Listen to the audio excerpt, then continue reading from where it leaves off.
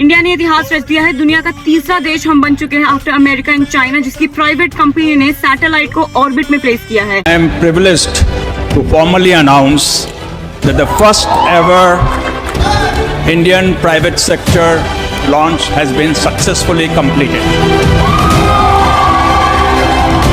Hyderabad based एक company है sky root aerospace, जिन्होंने अपना रॉकेट लॉन्च किया है श्रीहरिकोटा स्पेस सेंटर से, और इस रॉकेट का नाम है Vikram one to honour the father of Indian space programme doctor Sarabhai Vikram. और इस पूरे मिशन का नाम रखा गया है आगमन, which means arrival, which symbolises the arrival of the private companies in the Indian space sector. और ये सब इसलिए हो पा रहा है क्योंकि 2020 में गवर्नमेंट की जो स्पेस पॉलिसी आई थी, उसके तहत प्राइवेट सेक्टर का पार्टिसिपेशन अब अलाउड है इंडिया के स्पेस सेक्टर में।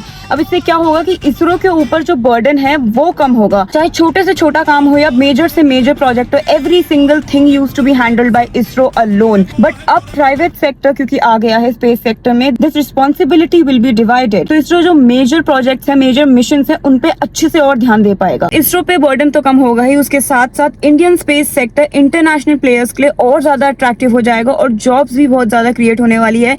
लेकिन माइंड यू, जॉब सिर्फ उन्हीं के लिए क्रिएट होने वाली है जिनके पास रिक्विजिट स्किल होंगे। अगर आपके पास स्किल नहीं है और फिर आपको जॉब नहीं मिल रही है, you can't cry about it. इसलिए ना प्राइवेट सेक्टर इंपॉर्टेंट हो जाता है। It brings money, it brings jobs for you, it lessens the burden of government institutions. लेकिन for some reason in India we hate money. So this is historic news for India and I am looking forward to more such and even bigger participation by the private sector.